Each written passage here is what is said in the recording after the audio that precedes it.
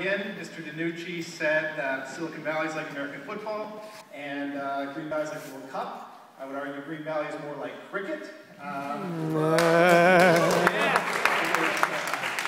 It is slow-moving, it is regionally biased, and it is very interesting to a few.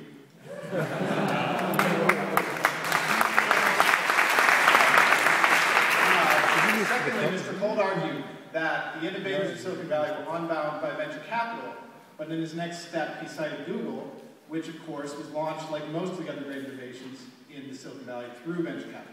So to say that venture capital is somehow not stimulating the kind of innovation we need, I think misstates the point.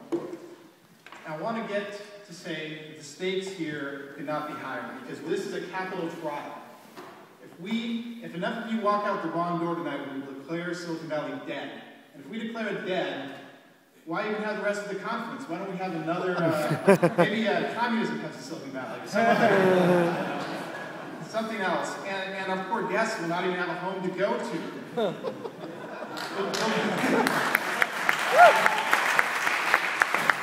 It's like Mr. Hoffman milling around the train station at Oxford, trying to figure out what to do next. This is a big deal, folks. But in the unlikely event that Silicon Valley is declared dead tonight, I prepared a very brief eulogy, so if you will bow your heads.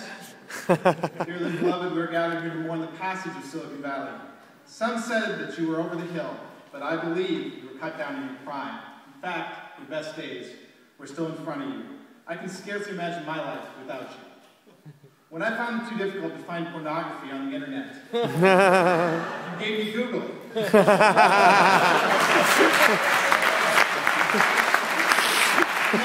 image search. And now Google goggles. When I wanted to tell the world that that year I spent unemployed and playing video games was really a senior consultant engagement in the digital entertainment industry, you gave me LinkedIn. And when I missed my dog while I was at Oxford, you gave me a dog collar that actually tweets when he barks. Every step of the way, Silicon Valley, you've been there. Paul Graham called you soul-crushing suburban sprawl, and surely that is true. But also the 100 startups plus that he's mentored through Y Combinator, he says this is the only place you can go to have the absolute best chance of your startup succeeding. Because Silicon Valley, you're more than just a place, but you're a keeper of a myth. The myth that two hackers in the garage can actually change the world.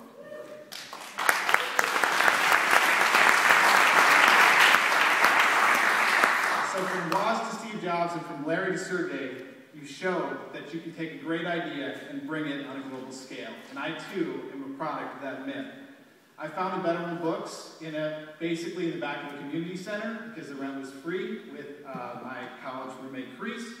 Our idea was to get the online books to the world in one place, use the internet to find people who wanted them, and share the proceeds with organizations that teach the world to read.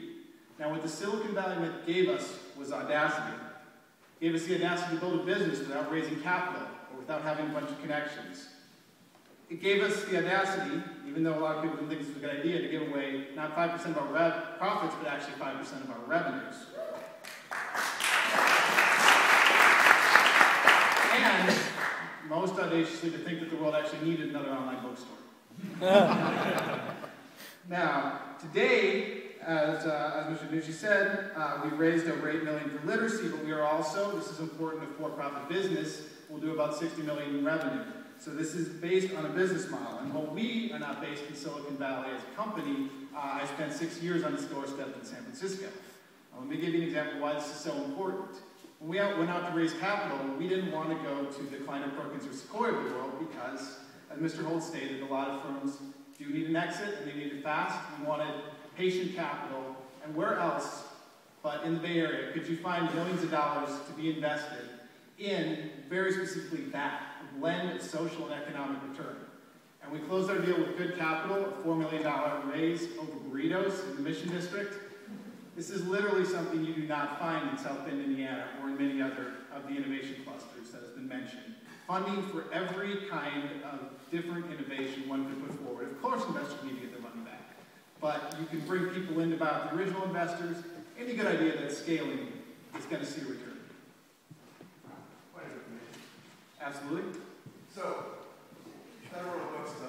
business model, correct? Mm-hmm. Do you really think that that would have gotten funded by the traditional venture capitalists in Silicon Valley? Not good capital and not when you were cash flow positive. Great point, Mr. Holt. Yeah.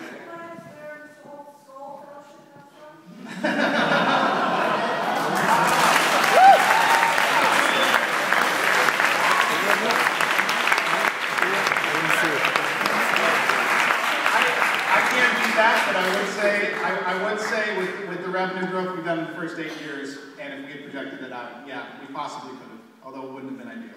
So why is this relevant? Place matters. Deals get done in person, they're based on relationships, and investors want to be down the street, right? They don't want to fly to the peak every time they have to check on you. And place matters in green too, but in a very different way. And as a case in point, my colleague, Mr. Holt, brilliant finance guy, speaks a kind of financial poetry that makes women swoon. Former Goldman Sachs, Oxford MBA, this is the kind of guy who's going to change the way clean energy is financed. And where is he headed to start his world-changing company after this? Ontario. Ontario, people, not Silicon Valley. And Dr. McCullough as well, brilliant engineer, runs one of the best renewable energy shops in the world. Where is his electric motor spin-out based? It's based in Abington, all right? Now this is why this matters, because place for green tech matters so much on the subsidies, right? It matters on the best regulatory environment. It matters on a bunch of non-market funding. So really the growth in green is not about subsuming Silicon Valley and building world-changing ideas from there, right? It's house by house, it's power plant by power plant, it's rooftop by rooftop.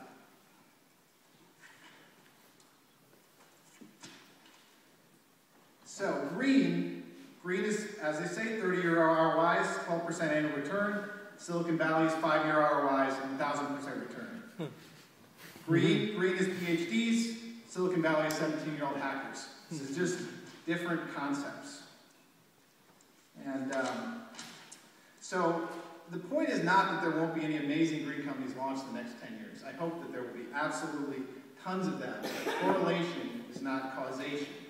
Right? As my colleague has stated, there will be all kinds of amazing companies launched in the next 10 years. And a bunch of them will be launched in Silicon Valley because it's just a great place to start a company. But a lot of places, when the subsidies are there, when the government support is there, that's when the clean energy boom happens. It happened in Denmark with wind, it happened in Spain with solar thermal, it happened in Germany, cloudiest place in Europe, with PV on the rooftops, right? The price is right, the boom will happen. So I would even argue that today's mini boom in clean energy in Silicon Valley is driven more by California than by anything particular about Silicon Valley. But Silicon Valley remains, in my mind, by far the dominant innovation cluster. Although Silicon Roundabout is coming on fast, but it's really a whole different scale. Having lived out there, having had my business benefit greatly from it, you know, I can't tell you what the biggest company with the best idea in the next 10 years is going to be, but I'm willing to bet it's in a garage right now in Silicon Valley getting it started. Thank you very much.